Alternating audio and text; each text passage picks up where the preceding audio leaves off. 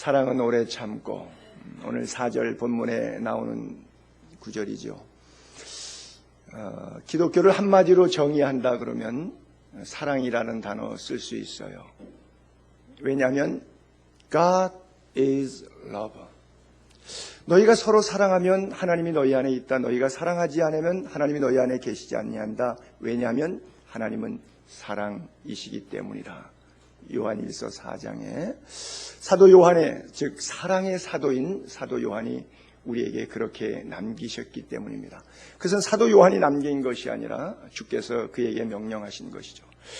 AD 96년 토미티아누스 황제 시절에 나이가 약 96세에서 97세 되었을 때 사도 요한은 12명의 제자 가운데 유일한 생존 자연사 한 사람입니다. 모두 다 순교했어요. 그런데 100세에 가까운 세월 동안 사도 요한은 하나님께서 살려두셨어요.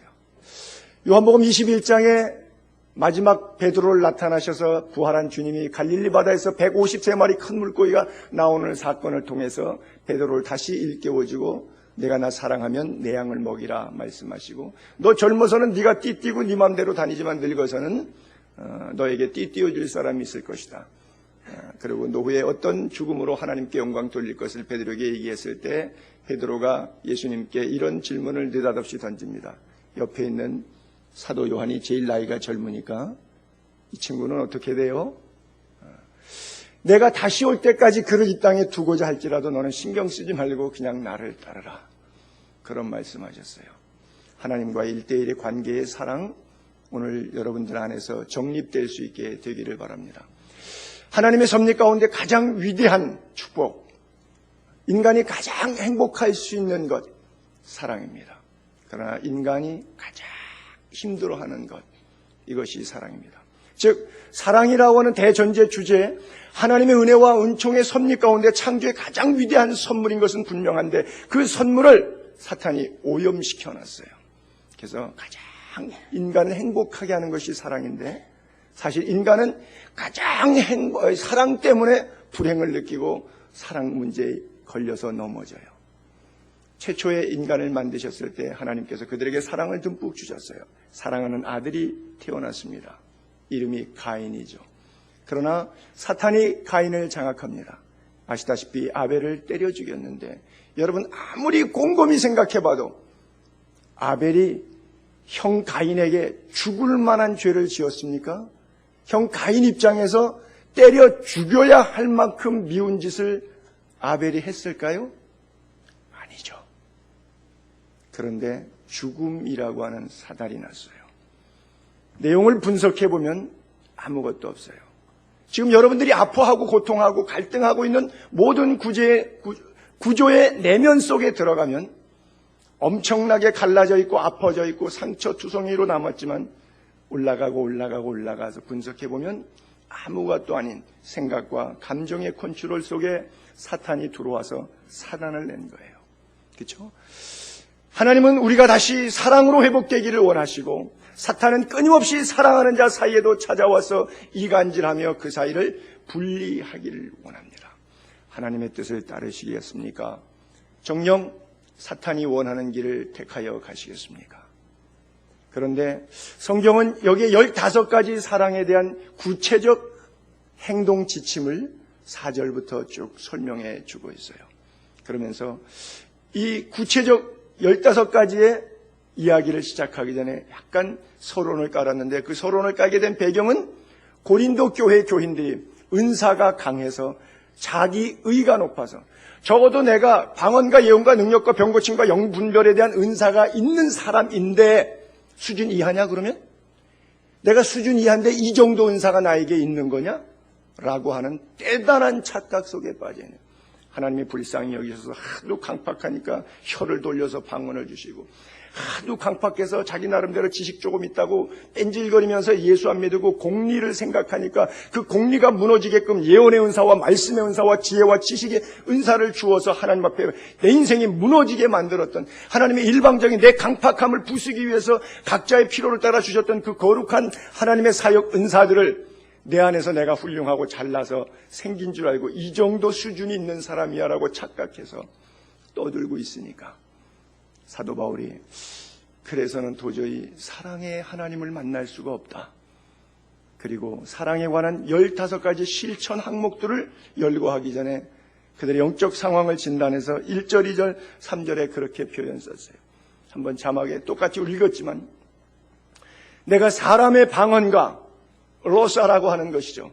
사도행전 2장에 나왔던 16개국 사람들이 왔을 때 갈릴리 이야기로 설교를 했는데, 사우디아라비아, 리비아, 터키, 그리스, 로마에서 온 각 사람들이 자기들의 소리로 알아들었어요. 그것이 바로 사람의 방언이에요. 그 다음에 하나님의 영을 비밀로 말하는 것, 천사의 말. 우리가 방언은 알아듣는 방언이 있고 통변이 불가능한 알 수 없는 방언이 있는데 바로 이 천사의 말이라고 하는 거예요. 그 누구가 천사의 말을 알 수가 있겠어요? 그래서 사람의 방언과 천사의 말을 할지라도 이 정도 수준 있는 영빨 있는 사람도 사랑 없으면 지징챙챙챙챙챙 소리나는 구리, 울리는 꽹가리. 여러분, 양철 지붕 스레트 빡빡 긁는 소리 생각해 보세요. 막 이가 시리게, 막 소름 끼치게 머리털이 줍빗을 정도로 싫지요. 얼마나 싫어요. 녹슬은 문 열 때마다 삐그덕거리던 그 소리 기억나십니까? 시골 마을 사실 때 그 삐그덕 소리, 쇠 마찰음 소리, 얼마나 듣기 싫어요. 여러분이 갖고 있는 그 사람의 방언과 천사의 말이 그렇게 들린다는 말이에요. 사랑 없이 주절되는 그 천사의 말, 사랑 없이 떠들어대는 사람의 방언, 그것이 아주 듣기 싫은 파찰음처럼 막 속에서 경련이 일어날 정도로 막 역겹게 느껴진다는 거예요. 사랑이 없으면. 그렇게 은사가 충만한 교인들에게 사도 바울이 이렇게 말하고 있어요. 2절에도 똑같은 얘기의 반복이에요. 계속 사랑이 없으면 이렇게 예언합니다. 능력이 있어요. 그리고 모든 지식을 알아요. 영성이 아주 대단한 거죠. 즉 성경 강해를 너무너무 잘해. 창세기부터 요한계시록까지 조직신학적으로 성경을 풀어서 얘기해 주는데 모든 비밀과 지식을 알아요. 또 산을 옮길 만한 모든 믿음이 있을지라도 능력에서 나타난 믿음의 은사들, 이런 은사들이 굉장한 사역이 일어나고 있어요. 주로 목회자들이 많이 그러겠죠. 근데 사랑이 없으면 내가 아무것도 아니요. I'm nothing. 여러분, 크리스찬이라고 하는 단어, 미국 목사님이 그런 얘기 했었는데, 크리스찬, 크라이스트라고 하는 단어와 뒤에 IAN 붙여서 크리스찬, 그리스도인 이렇게 했잖아요. Christ is all, 그리스도가 모두이고요. I am nothing, 나는 아무것도 아니다. 그리스도가 모두이고 나는 아무것도 아니다. 그걸 붙인 것을 그리스도인 이렇게 표현한다고 하더라고요. 그래요. 사랑, 기독교 핵심이 사랑이니까 사랑이 없다면 I'm nothing. I'm nothing. 내가 주의 이름으로 선지자 노릇하고 주의 이름으로 귀신을 쫓아내고 주의 이름으로 능력을 행하는데요. 그래도 주님이 You are nothing. I don't know about you. 나는 너에 관해서 도저히 모른다. 네가 누군지 모르겠다. 내가 아무것도 아니라고. 사도 바울이, 여러분, 사도 바울만큼 자기가 너희가 다 나처럼 방언 말하기를 원하나, 이런 표현 쓰잖아요. 사도 바울처럼 개인적으로 기도할 때 방언으로 기도를 많이 한 사람이 있었겠어요? 사도 바울만큼 믿음이 3000층의 비밀에 올라간 사람, 사도 바울만큼 성경을 쓰고 설교를 해서 전 세계가 좁다고, 그 당시 자전거도 없는 시절에, 비행기도 당연히 없는 그 시절에, 팔레스타인, 미들 이스트, 유럽까지, 서바나까지 가고 싶은 그 열정으로 다니면서 복음을 전해서 수많은 생명들을 얻어내고 능력을 해가지고 안진뱅이를 잡아일으키고 죽은 유두고를 살려냈던 이런 사람, 모든 지식에 통달했던, 은사에 강했던 사도 바울이 I'm nothing, 아무것도 아니에요. 그런데 고린도 교회 교인들이 몇 자락 해야 된다고 자기가 대단한 줄로 아는 거예요. 그러니까 그거 아무것도 아니다. 3절에 내가 내게 있는 모든 것으로 구제하고 또 내 몸을 불사르게 내어줄지라도 사랑이 없으면 내게 아무 유익이 없느니라 그래요. 내가 재산이 많아요. 그래서 그것으로 구제했어요. 심지어 내 몸을 불사르게, 즉 내 전 재산과 나의 삶의 인격의 모든 부분까지도 나라와 민족을 위해서, 교회를 위해서, 이웃을 위해서 내어주었어요. 그런데도 사랑이 없으면 아무 유익이 없다고 그래요. 여러분, 이게 현실적으로 가능한 이야기인지 모르겠어요. 만일 교회에 이런 사람이 있다면 1절부터 3절까지 있었던 사람들처럼 방언하고 천사의 말을 하고 예언하고 능력 있고 지식 있고 믿음이 있고 구제하고 몸을 내어리게 불살할 정도로 이렇게 모든 것을 한 사람이 있으면 우리는 뭐라 그럴까요? 아, 이 사람은 사랑의 사도야 라고 말할 겁니다. 그렇죠? 당연히 사랑의 사도라고 말할 거예요. 어떻게 그렇게 하는 사람에게 사랑이 없을까? 예, 없을 수 있습니다. 제가 그리스 아테네 있을 때 그 신타그마라고 하는 중앙 광장에 있는데 한번 누가 분신을 하더라고요. 그때 쿠르드족의 웨잘란이라고 하는 대표가 잡혀가지고 저희 터키에 잡혔어요. 그랬더니 쿠르드족 그 웨잘란에 지지하는 사람들이 석방을 위해서 자기 몸에다가 불을 끄고 했어요. 한국에도 뭐 청계천에 가면 평화시장 앞에 전태일 있죠. 제가 섬겼던 창신교회 바로 앞에 그 사람이 집이 있어가지고 늘 교회 전도사 시절에 왕래하다 보면 전투경찰들이 바리케이트 치고 있는 걸 늘 봤어요. 거기서 이제 민주시위 이런 것들이 많이 있었기 때문에 그래요. 온몸을 불사르게 내준 사람이 전화번호부로 한 권이 넘게 지구상에 있습니다. 그 사람들 속에 사랑이 없어도 자기의 순간적 감정으로 얼마든지 할 수 있고요. 최근에 일어나는 모든 IS의 자폭 테러들은 사랑으로 했을까요? 아니죠. 사랑이 없어도 내 몸을 불사르게 내어줄 수 있다고 하는 거예요. 어떻게 그럴 수 있을까라고 생각하지만 성경은 분명히 그럴 수 있다고 단언하고요. 현상들도 나타나고 있어요. 그래요. 여러분, 일반적인 은사들, 우리가 지난 시간까지 9가지 은사들을 쭉 배워왔던 모든 은사들은요, 하나님이 각자의 필요를 따라 주시기 때문에 지극히 아주 일반적인 은사로서 하나님의 선물로만 받아들이고 작용되어집니다. 원리적으로. 그런데 여기에 또 다른 은사, 더욱 좋은 길, 더욱 큰 은사를 사모하라고 그러고 넘어왔던 13장의 사랑의 은사는 자유의지를 내 안에서 발동시켜야 하는 그런 은사입니다. 다른 의지는 내 자유의지를 발동시키지 않는 은사입니다. 지금까지 배웠던 모든 은사들은 성령이 임해서 방언하게 하고 예언하게 하고 병 고치는 능력이 나타나고 내 자유의지와 무관하게 작동이 되었어요. 그런데 사랑의 은사는 저나 여러분 모두에게 임했어요. 100% 임했어요. 안 임한 사람 아무도 없습니다. 분명합니다. 성경적으로 선포합니다. 사랑의 은사는 예수 믿는 순간, 십자가의 사랑을 가슴속에 담는 순간, 하나님의 사랑을 가슴에 믿고 결정한 순간, 영접한 순간 모든 사람에게 동시다발적으로 다 임했어요. 그런데 그 은사는 내 안에서 자유의지로 작동을 시켜야만 합니다. 그 작동시키는 15가지 원리를 지금 사도 바울이 설명하고 있는 거예요. 다른 은사는 저절로 되는 것이지만 사랑의 은사는 똑같은 은사이고 하나님의 선물임에도 불구하고 내 안에서 그 선물에 대한 반응을 일으켜야 된다고 하는 거예요. 그것에 대한 15가지 4절부터 사랑은 오래 참고, 제가 오늘 말씀의 제목으로 했는데요. 그 15가지 원리가 하는데 1번 오래 참고, 그 다음에 또 중간에 참으며, 모든 것을 참으며 나오고, 맨 마지막에 모든 것을 견딘다라고 하는 3번 반복적으로 나오는 것은 결국은 인내라고 하는 단어로 집약될 수가 있어요. 여러분, 이거 우리가 제일 못하는 거죠. 버럭. 그렇죠? 잘 참다가도 한순간에 버럭 해가지고 다 쏟아요. 사랑은 오래 참고. 여러분, 저도 여러분도 우리 많이 실패하고 이것 때문에 아파하고 이것 때문에 넘어졌는데 오늘 우리가 말씀을 들으면서 하나님께서 이것을 우리에게 치유해 주시기를 원합니다.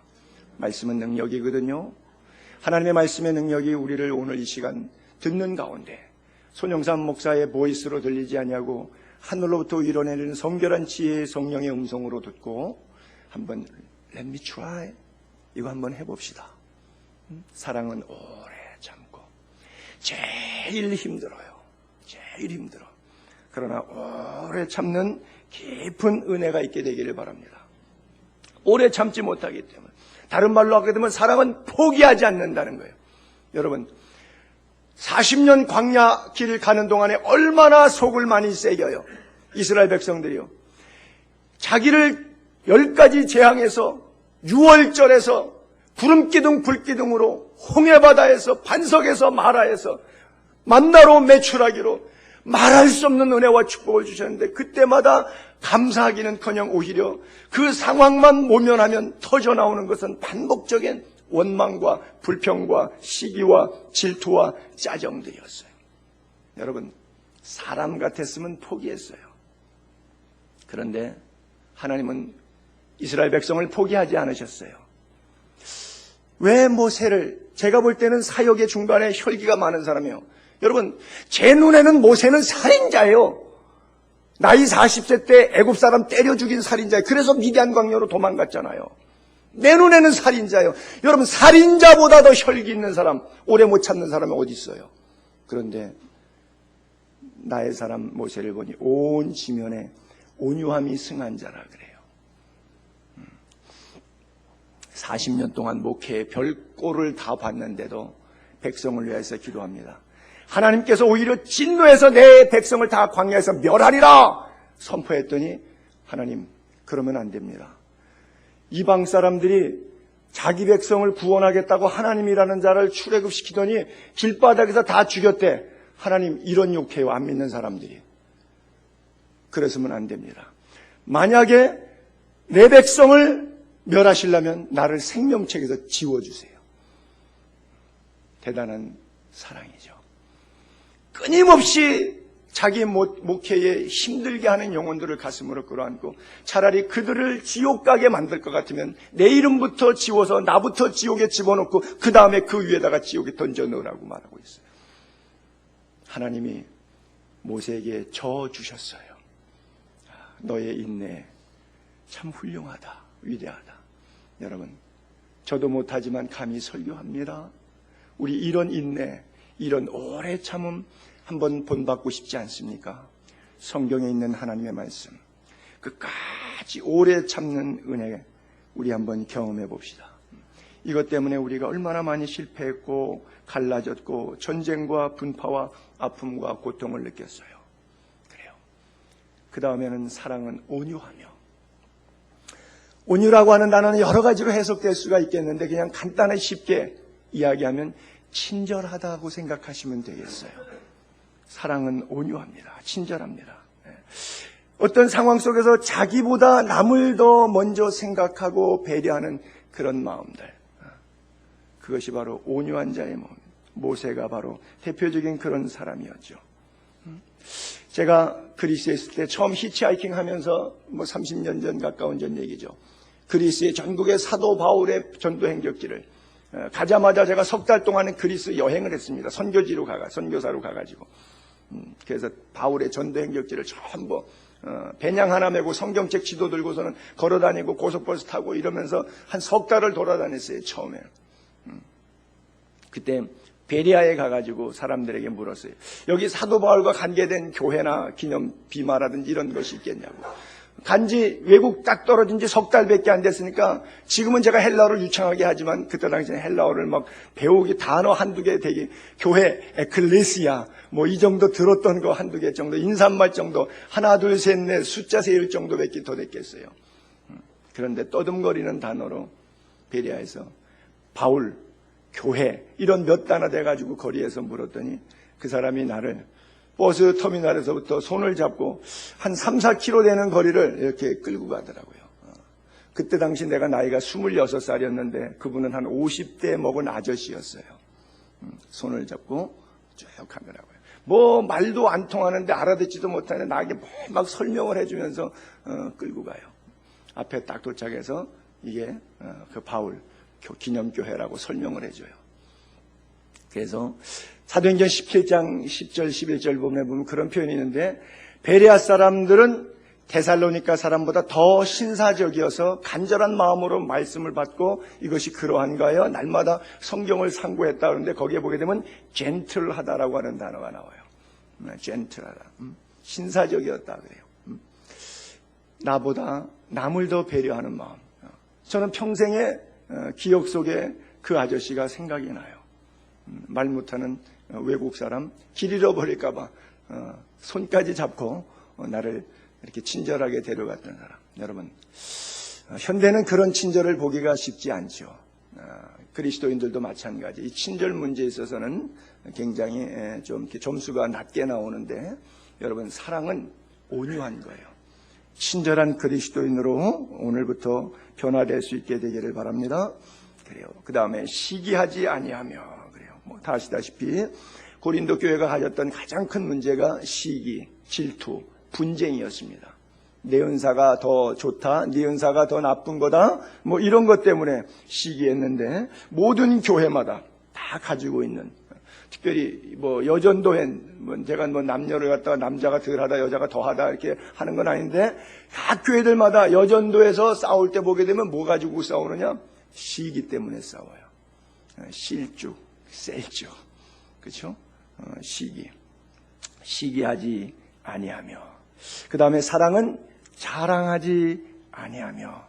자기는 신나서 막 우쭐거리면서 뽐내고 자랑하는데 자기 의가 높아서 그러거든요. 듣는 사람은 상처가 돼요. 들을 때 상처가 돼요. 그러니까 자랑하지 않는 거예요. 왜 자랑하지 않느냐 하면, 자기가 말하는 것은 그냥 그렇게 자랑이라고 생각하지 않고 얘기하는 거예요. 그냥 자기의 삶을 나누는 거예요. 근데 삶의 레벨이라고 하는 것은 천차만별이기 때문에 꼭 들을 때 상대적으로 듣거든요. 완전히 다른 감정으로 들리는 거예요. 제가 인도에 갔을 때 우리 선교사들 모였는데, 거기서 길을 안내했던 인도 형제가 자기 아버지를 그렇게 걱정을 해요. 우리 아버지가 너무 연로하셔서 내가 동생들을 부양해야 되는데 앞으로 경제적인 여러 가지로 걱정이 된다고. 그랬더니 갔던 우리 이사 목사님 가운데 한 72세 되신 분이 한 분 계신데, 그분이 자네 아버지가 나이가 몇 살이나 되셨나 그래요. 너무 연로하셔서요 그러더라고요. 그럼 몇 살인데? 그러니까 지금 이제 60 되셨어요 그러더라고요. 그러니까 72세 되신 분이 60대 때문에 연로하다 그러는 것과 또 제가 한 20년 전에 들었었으니까, 그죠? 35살 때쯤 내가 들었으니까 60이면 연로하시긴 연로하시구나. 똑같은 얘기를 들으면서 반응이 다른 것이죠. 그래서 사랑은 자랑하지 않는 것이다 라고 하는 것이죠. 왜냐하면 상대가 듣는 것을 어떻게 반응할지를 생각하는, 배려하는 마음, 그것이죠. 다음에 교만하지 아니하며, 그래요. 이 부분에 있어서는 대부분 우리가 걸려 넘어지는 부분입니다. 아무것도 없는데도 사람은 교만합니다. 수준을 따지면 그 간격이 얼마나 층차가 많이 날까요? 그런데 수준의 고하를 막론하고 낮아도 높아도 사람은 다 교만합니다. 이 문제에서는 벗어나기가 참 어려워요. 성경의 시편에 다윗이 그런 고백하는데, 복 있는 사람, 악인의 길, 죄인의 길 따르지 않고 오만한 자의 자리에 앉지 않는다. 오만, 거만, 교만, 하나님이 기뻐하지 않는 것인데 바로 이 교만하지 아니하며, 그래요. 다음에 넘겨볼까요? 무례히 행하지 아니한다 그랬어요. 무례하게. 목사들이 조금 영적으로 영빨 좀 세면 나이 든 교인들에게 반말 찍찍해 되면서 굉장히 무례한 경우들 많이 있거든요. 사실 친한 친구 관계일수록 더 예의를 갖추라 그런 표현이 있는데, 타인의 살아가는 방식을 내 삶의 방식으로 틀리다고 해서 자꾸 맞추려고 하게 되면 내가 삶의 중심이 돼요. 그래서 본의 아니게 상대에 대해서 무시하고 무례하게 행하는 그런 경우들이 있어요. 타인의 삶의 방식을 존중하면 무례하지 않을 수가 있겠죠. 다음에 자기의 유익을 구하지 아니하며, 그래요. 자기가 먼저라고 하는 생각, 빌립보서에 그런 말 표현했지 않나요? 나보다 남을 낮게 여기고, 즉 높게 여기라고 하는 것이잖아요. 우리 안에 그리스도의 마음, 너희 안에 그리스도의 마음을 품으라. 그리스도의 마음은 뭐예요? 서로를 사랑하는 것인데 나보다 남을 더 낮게, 낮다는 것은 높다는 뜻이에요. 그 높게 여기는 그런 마음. 그래서 자기의 유익을 먼저 생각하지 않은, 내가 first가 아니라 내가 second, I'm second, you first.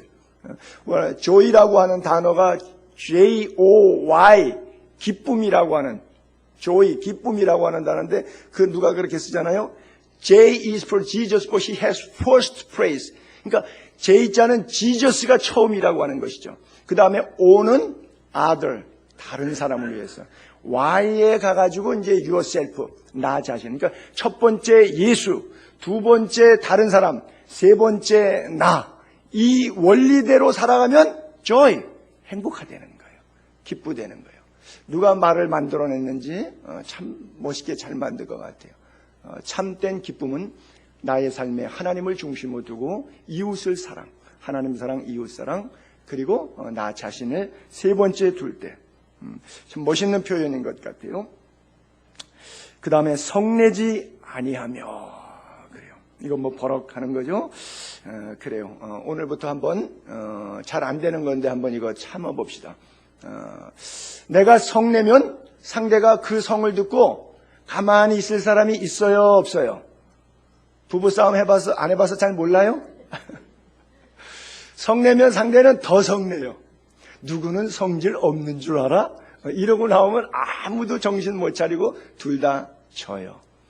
근데 서로 성내지 않으려고 노력하다 보면 그저 긍휼히 여기고 불쌍히 여기는 마음 가지면 좋을 것 같아요. 그 다음에 악한 것을 생각하지 아니하며. 그래요. 여러분, 다른 사람 죄에 간섭하지 마세요. 그거 꼭 기억했다가 되씹어서 말하고 자꾸 그러면 악한 생각이 머릿속에 늘 지배하고 있어요. 그래서 그 사람만 보면 그 사람의 악행이 머릿속에 늘 남아있어요. 그래서 악한 것을 생각하고 되씹고 자꾸 묵상하는 것. 사랑은 그것을 하지 않는다고 하는 것이에요. 그 다음 6절로 넘어갈게요. 불의를 기뻐하지 아니하고. 누가 저렇게 가면 안 되는 거예요. 망하는 거예요. 근데 그것을 기뻐하는 거예요. 그래, 저러다가 망해야 돼. 저거 잘한다. 아주 그냥, 그렇게 고소하게, 죄악의 길로, 멸망의 길로, 구렁텅이로 가고 있는데, 그걸 고소하게 생각하는 거예요. 불의를 기뻐하고 있는 거예요. 그것도 잘못된 생각이에요. 잘못된 일, 망할 일, 이것을 즐겨하는 것. 타인의 실패를 아주 반갑게 받아들이는 것. 이거 하지 말라는 것이고, 그 다음에 밑에가 바로 진리와 함께 기뻐하고. 그래요. 진리가, 즉 공의가 드러나면 기뻐해 줘야 하는데 공의가 드러나도 기뻐해 주지 않는 그런 시대가 되었어요. 7절로 넘어갈게요. 자, 그다음 모든 것을 참으며 믿으며 바라며 견디느니라 그랬어요. 그래요. 참으며, 우리가 사랑은 오래 참고 거기에서도 반복돼서 나왔다는 것이죠.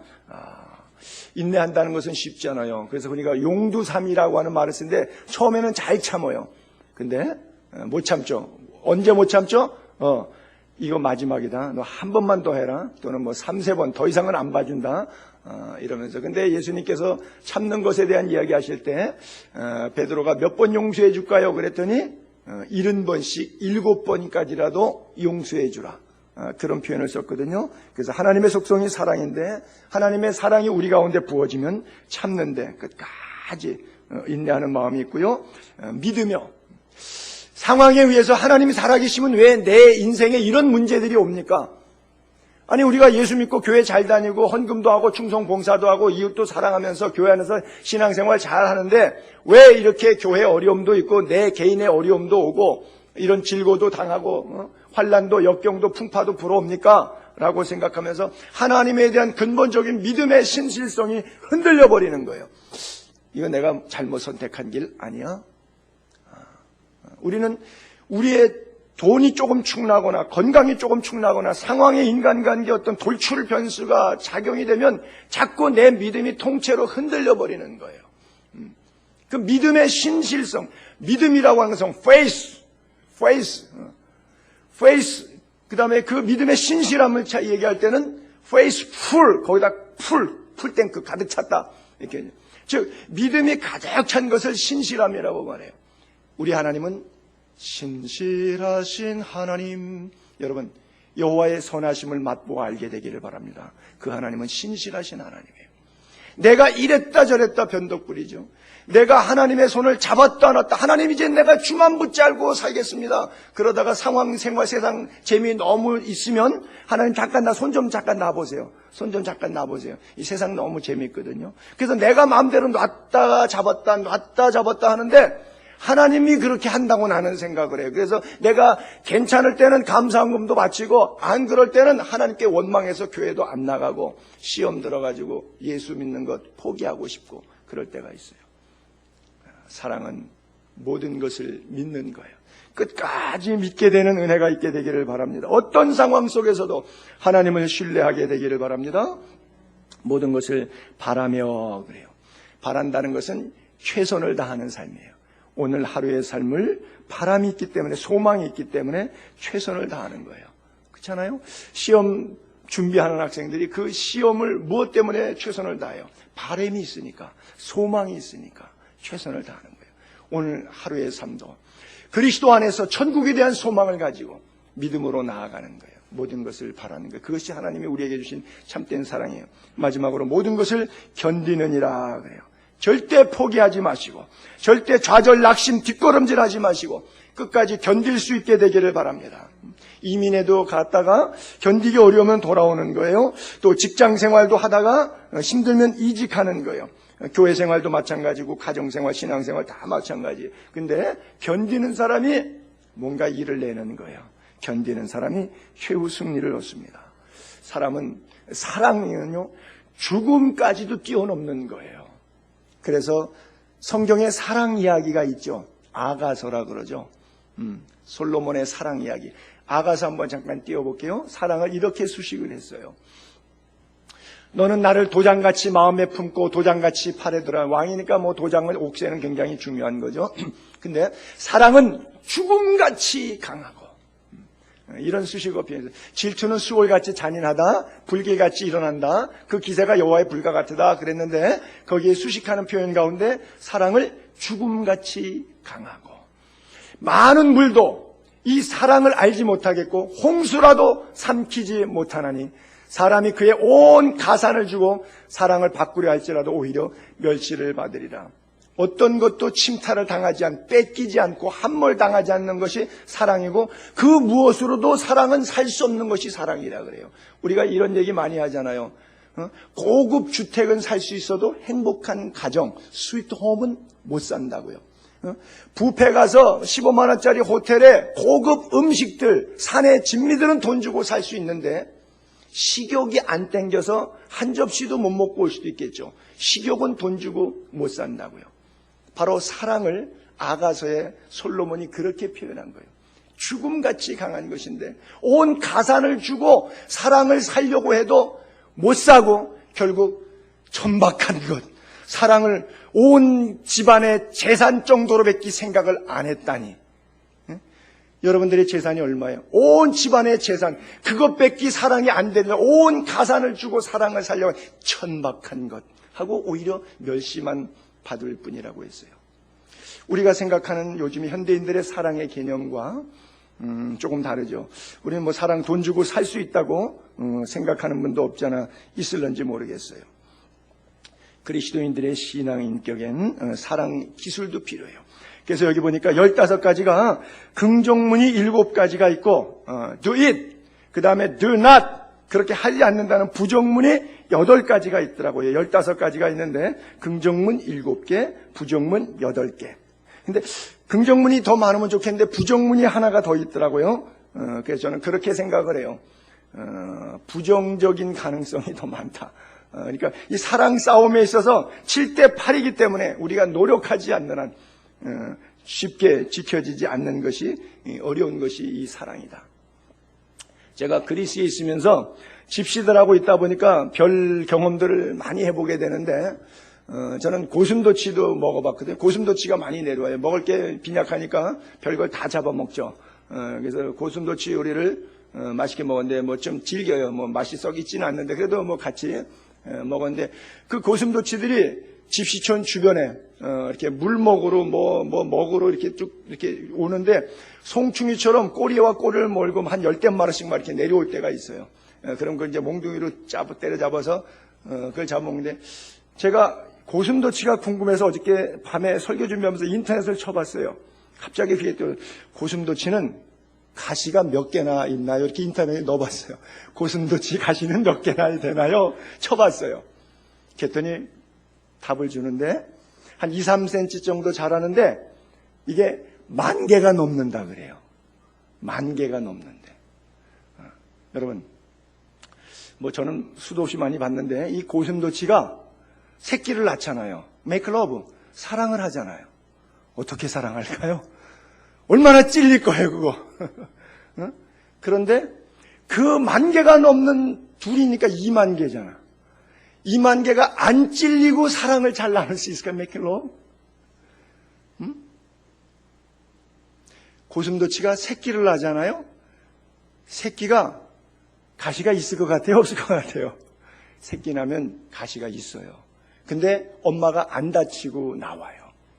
가시가 있어서 나오면 엄마가 다칠 거 아니에요. 엄마가 안 다치고 나와요. 왜냐하면 그거 왜 이렇게 땅구멍처럼 그 속에 이렇게 안에 웅크리고 있어요. 그러다가 출산해가지고 한두 시간 지나면 이게 피부가 열리면서 그 안에 숨겨져 있는 가시가 올라와서 딱딱하게 굳어지기 시작해요. 그러니까 감춘다는 얘기죠. 제가 하고 싶은 얘기가 바로 그거예요. 가시가 부부 사이에 인간관계 하다 보면 이 사람 내 가시만 해도 10,000개가 넘어. 내 상처만 해도 10,000개가 넘어. 나 아픈 거, 나 힘든 것만 해도 10,000개가 넘어. 근데 맞은편 사람하고 뭐 사업관계든 부부관계든 목회관계든 맞은편 사람은 그거 없을까요? 그걸 나를 다 받아줄 수 있는 사람만 있을까요, 지구에? 나보다 가시 더 많은 사람도 있어. 나는 10,000개인데 보니까 저 사람 11,000개짜리 고슴도치일 수도 있어. 그런데 어떻게? 감추는 거예요. 사랑이 가능해요. 감추기 때문에 사랑이 안 찔릴 수가 있어요. 그 안 찔리는 방법을 15가지 여기다가 지금 써놓은 거예요. 뭐는 하지 말아라. 뭐는 하라. 15가지 감추는 방법. 그 가시에 서로 찔리지 않고 사랑을 잘 나눌 수 있는 사랑의 기술 방법을 거기다가 기록하고 있는 거예요. 그래서 오늘 마지막 8절 그렇게 써 있었거든요. 오늘 본문 8절에 사랑은 언제까지나 떨어지지 아니하되 안 없어진다는 거예요, 사랑은. 그런데 예언도 패하고 방언도 그치고 지식도 패하리라. 예언 은사 끝, 방언 은사 끝, 지식 은사 끝. 그러나 고린도서 13장 마지막 절 13절에는 그런즉 믿음, 소망, 사랑 이 세 가지는 항상 있을 것인데 그 중에 제일은 사랑이라 그랬어요. 예언도 패하고 방언도 그치고 지식도 패한다. 그런데 이 세 가지의 은사의 대표적인 거 고린도 교회 교인들이 이 세 가지 때문에 잘난 척 많이 했거든요. 예언한답시고 방언한답시고 그리고 또 지식이 있다고 해갖고 뭘 아는 지식으로 우상제물 남에게 먹는 문제를 실족시키고 뭐 이런 자기가 몇 자락 율법 아는 그 성경 지식 갖고 상당히 남들을 하대했었거든요. 그래서 방언도 예언도 지식도 다 끝나고 영원히 남는 것이 있는데 믿음과 소망과 사랑 이 세 가지는 항상 간다. 근데 그 중에서 더 끝까지 가는 게 있다. 믿음, 소망, 사랑 이 세 가지 항상 있을 거니 그 중에 제일이다 사랑이라 그러니까 이 본문이 한국말 번역이 조금 우리가 오해할 수 있는 소지를 남겨갖고 그럼 믿음도 소망도 아래고 계급으로 말해서 사랑이 더 비중이 커서 사랑이 크다가 아니라 다 머무니 세 가지가 이 땅에서 다 머물러요. 그런데 천국까지 딱 갔을 때는 계속해서 거기서도 머물 수 있는 것은 사랑만이라고 하는 거예요. 천국 가서 예수 믿을 필요 있어요? 천국 가서 천국의 소망을 가질 필요 있어요? 없어요. 살아있는 동안 이 땅에서는 이 세 가지는 끝까지 다 있어요. 어떤 것도 경중이 없어요. 살아있는 동안에는 그 얘기예요. 살아있을 때도 어떤 차별이 있다는 게 아니라 살아있는 동안에는 같다는 얘기예요. 믿음, 소망, 사랑 이 세 가지는 같이 가야 돼요. 어떤 것 하나 없어도 안 돼요. 믿음은 있는데 천국의 소망 없어. 나 천국 있는지 없는지 몰라. 안 갈 거야. 그런 사람이라든지. 사랑은 있는데 그리스도에 대한 믿음의 사랑이 아니라 어떤 그 세상적인 사랑, 에로스의 사랑이라 그러면 그 사랑은 천국을 갈 수가 없겠죠.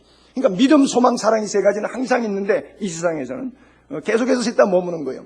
그러나 그 중에 제일은 그 중에 끝까지 남을 수 있는 것, 마지막 천국에서도 나누어야 되는 단어는 믿음의 단어가 아니고 소망의 단어가 아니고 사랑의 단어라고 하는 거예요.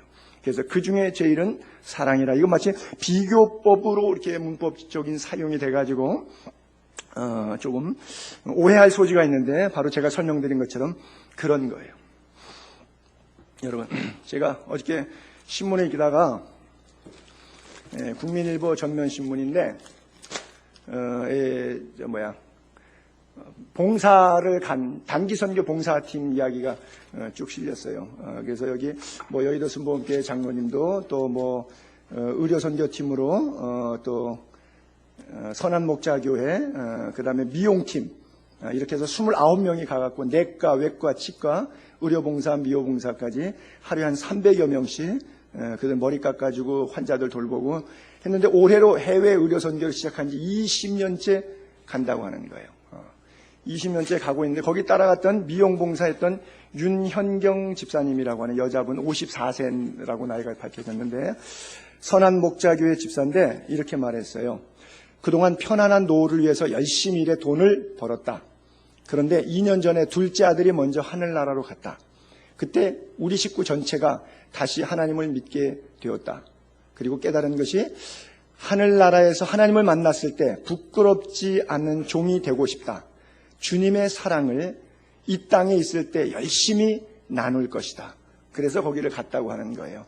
그리고 거기에 29명 가운데 제일 나이 어린 사람은 임엄하영이라고 19살짜리 먹은 아이인데 의료팀에서 접수받는 일을 해주고 틈날 때는 미용팀에 가서 아이들 간식 선물 나눠주고 했는데 꿈이 뭐냐고 물어봤더니 미얀마 사람들 그 낡고 찢어진 옷을 보고 마음이 아팠대요. 그런데 제 꿈이 패션 디자이너인데 가난한 사람들에게도 예쁘고 좋은 옷을 입히고 싶어요. 나중에 디자이너가 됐을 때 어려운 사람들도 섬길 수 있는 사람이 되고 싶어요. 그리고 여기에 최연장자로부터 69세, 70세 되신 분부터 19살 먹은 아이까지 29명이 봉사한 내용들, 단기선교. 저도 그리스에 있으면서 단기선교를 한 3, 40건 이상 받았는데 그 팀들이 가서 사역했던 아름다운 이야기가 쭉 써 있어요. 그런데 이 끝에 한 줄 나와요. 아무개 목사의 집회가 매일 밤 열렸다. 는 한 줄 나와요. 무슨 얘기인 줄 아십니까? 결국 은사는 남지 않아요. 봉사는 남아요.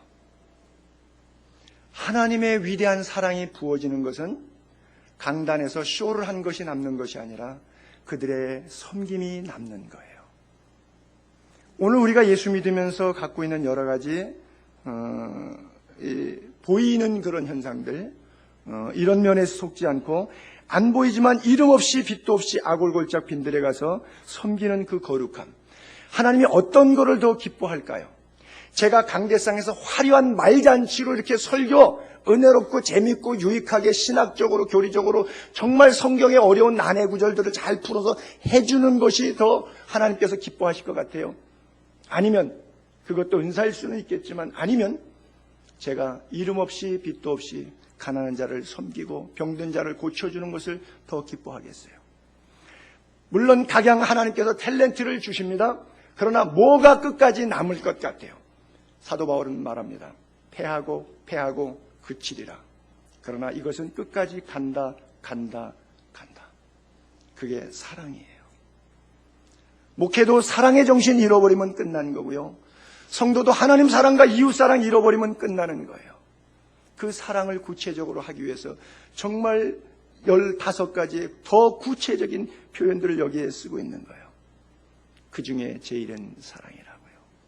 여러분, 예배를 드릴 때도 우리가 예배 신학에도 찬송 순서도 있고요, 기도 순서도 있고요, 성경 읽고 성경을 강의하는 순서도 있고요, 우리가 헌금해서 이것을 또 계속해서 유지하는 데 필요한 경비를 충당해내는 그런 순서도 있어요. 그렇죠? 그런데 지금 지상교회와 천상교회 다 없어지지만 하나는 유일하게 남는 거예요. 왜냐하면 기도 순서, 천국 가면 기도 순서 없어져요. 여기서만 하는 거예요. 여기서만 방언하고 예언하고. 성경책, 천국 가면 성경책 없습니다. 거기 목사와 평신도의 구분 없습니다. 거기 예배 시간에 누가 성경 강의해 주냐? 여호와의 영광이 친히 비치기 때문에 천국에서 누가 설교를 할 사람이 없어요. 설교를 할 필요가 없어요. 하나님과 1대1로 영적 교제 속에 살아가기 때문에. 거기 가서 건축할 것도 아니고 교회 운영하는데 목사 사례비 줄 것도 아니고 거기서 헌금 봉헌 순서 없고요, 기도 순서 없고 성경이나 설교 순서 없습니다. 그런데 하나는 그대로 있어요. 새 노래로 여호와께 찬양할지니. 그리고 계속해서 찬양. 그 천국 가면 성가대만 남는 거예요. 목사직은 끝나는 거고 성가대는 그대로 남아요. 얼마나 영광스러워요. 다음 주는 성가대 바글바글 많이 쓰겠네. 그래요. 남는 게 있고 계속 가는 게 있어요. 여러분, 보이는 것은 잠깐이지만 보이지 않는 것은 영원해요. 요한일서 4장 7절부터 한번 볼게요. 사랑하는 자들아, 우리가 서로 사랑하자. 왜냐하면 사랑은 하나님 속성이니까. 사랑하는 자는 하나님으로부터 와서 하나님을 알아. 그런데 8절에 사랑하지 아니하는 자는 하나님을 몰라. 왜냐하면 because 이는 하나님은 사랑이시기 때문이야. 그렇게 말하고 있어요. 그래요. 여러분, 요한복음 8장에 보게 되면 현장에서 가늠하다 잡혔던 여인이 있어요. 그 여인은 거리 여자였어요. 돈 때문에 에로스의 사랑받기 몰랐어요. 모태로부터 태어나서 젊은 처녀 시절을 지내면서 먹고 살기 힘든 여러 가지 상황에 떠밀려서 사랑을 배웠는데 그 사랑은 에로스의 사랑이었어요. 근데 요한복음 8장에서 그날 예수님을 만납니다. 예수님을 만나고 또 다른 사랑을 맛봤어요.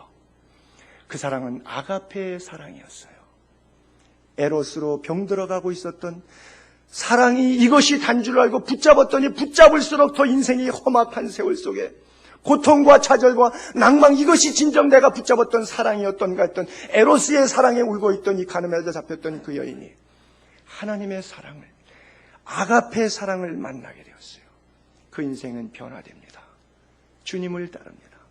성경에 나오는 예수님을 3년 동안 12명의 제자들과 함께 섬겼던 여러 여자들 가운데 아마 그 여자도 명단에 있을 거예요. 다시는 인간적인 에로스로 울지 않으리라. 그리고 하나님의 영원했던 그 아가페의 사랑이 내 인생을 향해 부어졌을 때 내가 이후로 어떻게 살아가야 하는지의 정답을 얻었어요. 예수를 만난 사람들은 예수 안에서의 하나님의 사랑을 가져옵니다. 하나님은 사랑이시기 때문에. 그 사랑 때문에 기쁨의 눈물을 흘리는 거예요. 에로스 때문에 통곡의 눈물을 흘렸지만 이제는 환희의 눈물, 천국의 소망의 눈물을 흘리면서 은혜의 눈물 안에 거하고 한 걸음 한 걸음 주께도 가까이 나아가는 거예요. 하나님이 왜 우리에게 독생자를 보내주셨어요? 이어서 계속 9절부터 11절까지 쭉 내려서 다음 절을 볼게요. 하나님이 우리들에게 독생자 예수 그리스도를 이 땅에 우리에게 보내주신 이유는 뭐예요? 우리를 살리려 하심이라. 우리를 세워주는 거예요. 그래서 제가 집회하고 쇼하고 예언 은사 활동할 때 사람 넘어뜨리지 말라고 하는 것은 바로 그런 거예요. 세우는 거예요. 세우는 거예요. 여러분, 예수 안에서 굳게 서게 되기를 바랍니다. 주님은 우리를 살려주기를 원하시는 거예요. 여러분, 우리가 하나님을 사랑한 것이 아니요 하나님이 우리를 사랑했어요. 여러분, 여기 제가 써놨잖아요. 불이라고 똑같은 불인 줄 알아요. 그런데 핵심 불이 있어요. 붙여진 불이 있고요. 우리는 붙여진 불이에요. 우리 안에 있는 사랑은. 그러나 하나님의 사랑은 붙이는 불이에요. 원불이에요. 원불. 여러분, 성화를 하게 되면 88 서울 올림픽 할 때 그 서울에 있었던 올림픽 불이 어디서 온 거냐면 그리스 올림피아에서 온 거예요. 거기서부터 불을 가지고 전 세계를 뛰면서 비행기로 타가지고 대한민국까지 온 거예요. 그 성화가 서울에서 나온 성화가 아니에요. 우리가 사랑을 하지만 우리에게 은사가 있지만 우리에게서 나온 것이 아니라 위로부터 하나님께서 주신 거예요. 하나님이 우리를 먼저 사랑하셨음을 믿게 되기를 바랍니다. 하나님이 이같이 우리를 사랑하셨은지 그렇다면 우리도 뻐길 거 없고 잘난 척할 거 없고 그것 갖고 뭐 공치사 떨 것 없고 우리도 서로 사랑하는 것이 마땅하도다. 할렐루야. 그래요. 자, 또 22절 한 절 더 볼게요. 그래서 누구든지 하나님을 사랑하노라 I love you 하고 하나님 사랑한다고 해놓고 자기 옆에 있는 형제는 아주 죽도록 미워해. 왜냐하면 내 신앙이 가짜니까, 거짓말하는 자니. 보는 바 그 형제를 사랑하지 아니하는 자는 보이는 형제도 못 사랑하는데 안 보이는 하나님은 어떻게 사랑해? 바로 그 얘기예요. 또 18절 사랑 안에 두려움이 없고 온전한 사랑이 두려움을 내어 쫓나니 두려움에는 형벌이 있습니다. 두려워하는 자는 사랑 안에서 온전히 이루지 못하였느니라 그래요. 사랑 안에는 두려움이 없어요. 여러분, 사랑하는데 두렵다, 그건 사랑하지 않는 거예요. 사랑은 신뢰관계이기 때문에 두려움이 없어요. 여러분, 베드로가 예수님을 사랑한다고 죽기까지 따르겠다고 고백했는데 결국 부인했잖아요. 3번씩. 그랬는데 다시 갈릴리 바다에서 예수님께서 베드로를 만나 주셨는데, 가야바 법정에서 3번 부인할 때 새벽녘에 다 굴기 전에 예수님이 지나가셨는데 아무 말씀도 안 하셨어요. 그 모닥불 불빛 사이로 새벽녘에 베드로의 눈빛과 예수님의 눈빛이 마주쳤지만 예수님의 눈빛 속에서는 베드로를 향한 여전한 사랑이 있었어요. 베드로는 고개를 돌리고 나갈 때 닭 우는 소리와 함께 통곡을 했어요. 예수님의 눈빛에 비춰진, 모닥불 사이에 비춰진 자기의 모습 안에서 주님의 사랑은 느껴지는데, 내가 주님을 사랑한다고 죽기까지 따르겠다고 했는데 내 사랑은 거짓 사랑, 가짜 사랑이었기 때문에 회한의 눈물을 흘립니다. 갈릴리 바다에서 베드로를 부르실 때, 요한의 아들 시몬아, 네가 나를 사랑하느냐? 마지막 그의 대면의 모습에서 그를 대합니다. 그리고 거기에다가 떡과 숯불에 구운 생선을 마련해 둡니다. 그리고 마지막까지 베드로에게 나를 따르라고 권면하십니다. 그래요. 베드로가 후일 그 예수님의 사랑 한마디 하실 것 같은데, 가야바 법정에서 3번 부인한 이후로 주님이 십자가를 지셨고 3일 뒤에 부활하셨고 40일 동안 계시면서 수차례 나타나셨는데 한 번도 43일 동안 이 문제를 거론하지 않으세요. 베드로는 내심 불안했을 거예요. 언젠가 말하다 보면 너 나 부인 안 한다 그러고 부인하면 되겠니? 혹시 이 말할까 봐 한 구석에 늘 걸려있는, 예수님을 대할 때마다 걸려있는, 차마 자기가 묻지도 못하겠고 잘못했다고 고백조차 할 수 없는 그런 두려움 속에 사랑이 아니라 사랑의 두려움, 잘못된 사랑의 두려움이 있었어요. 그런데 주님 아무 말씀 안 하세요. 나중에 베드로가 자기 안에서 성령을 통해서 성령 받고 격리가 됐어요. 그리고 베드로서를 썼습니다. 베드로서 마지막, 베드로서 4장 8절을 읽고 마칠게요. 베드로가 이렇게 씁니다. 무엇보다도 뜨겁게 서로 사랑할지니 사랑은 허다한 죄를 덮느니라.